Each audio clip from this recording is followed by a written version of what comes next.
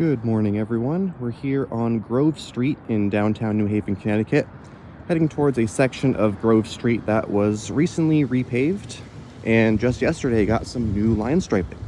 So we're gonna go check that out.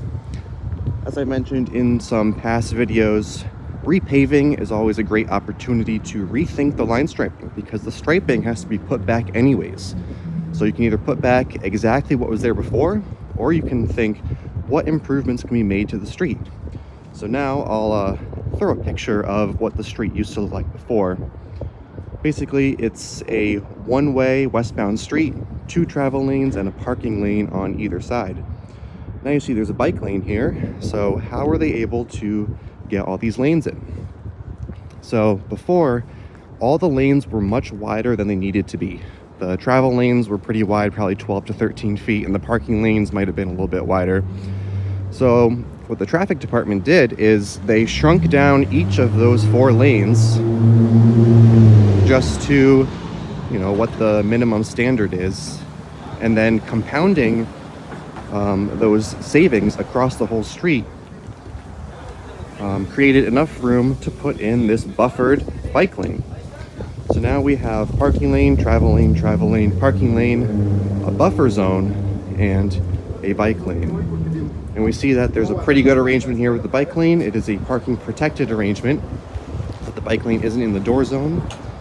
Bikes will ride here along the curb, and there's a buffer so that people exiting their cars have room to open their door. Some loading zones denoted by the yellow paint here. And coming up to the intersection, we see a combined bike and bus stop. So if you're ever doing full construction on a street, there are ways to kind of wrap the bike lane around the bus stop in the back, so you kind of untangle all those movements. This was strictly restriping. So this is just a way to denote that this can be a shared area. When there's not a bus here, it'll basically just be a very wide bike lane.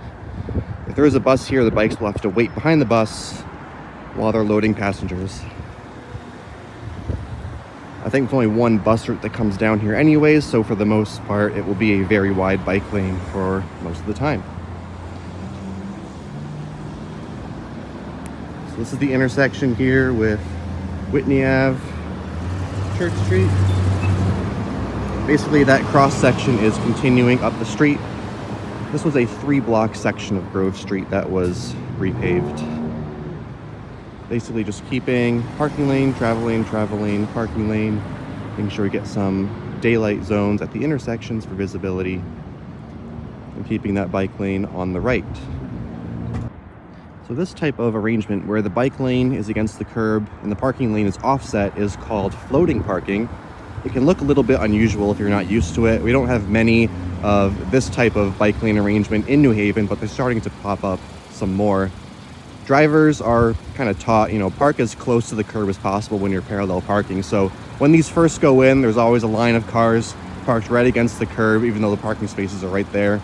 Usually after about a week or 2, including some parking enforcement, that gets fixed and suddenly everyone starts parking correctly. Pretty much if one person parks against the curb, but you see that the parking spots are offset, you're going to want to park behind that person on the curb and not feel like you're in the middle of the road. I'm surprised, it's only been a day and people have figured it out pretty well. Here's another combined bike and bus stop. I think these are the first marked combined bike bus stops in the city as well. Before, if there's a bike lane along the curb, it just kind of becomes a dashed line, and it's inferred that it's going to be a shared area. So this crosswalk is something I'm pretty excited for because of this no parking zone right here. So that's a nice daylighting of this crosswalk area.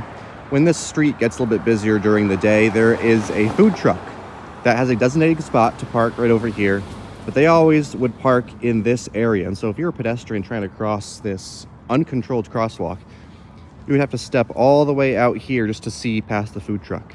But now with the delineation of that daylight zone, it's going to be a lot easier for people to cross the street, have some visibility to the oncoming cars. Now that I've mentioned food trucks, we'll go over to this last block of Grove Street that was restriped. And we see that the bike lane is now on the inboard side of the parking spaces. Why is that? Why didn't they continue the parking protected arrangement? These are all food truck vendor spots. And so the food trucks want to be able to serve people standing on the sidewalk. You can imagine if there was a bike lane running right here between the food truck and the sidewalk, that would not be an ideal arrangement, getting served your coffee with a bike coming straight through. So this still looks like a good arrangement. There is a small buffer on the left side between bikes and moving traffic. And with the food trucks compared to, passenger cars, the door zone issue really isn't there because food trucks aren't flinging open their doors. There's no big turnover of cars with a lot of people getting in and out. So people biking there probably feel a little bit safer that there's no doors opening and there's an extra buffer to moving vehicles. Finally, up here, this is the end of the repaved section. Another combined bike bus stop. This one's striped a little bit differently. I imagine if we're trying out these combined bike and bus stops for the first time, we might be testing two different arrangements, see which one works better. That's the end of it. You can see Grove Street up there. That's what the street used to look like, right? Two very wide travel lanes, parking lanes on either side. So just by shrinking those, got enough room to put in this new arrangement. It's a great improvement to the street. New Haven has a pretty wacky one-way street grid that doesn't make much sense. So if you are heading westbound through downtown and you're on a bike, you're probably going to find yourself on Grove Street at some point. This is a great way to provide a separated and for the most part protected space for people to bike through downtown.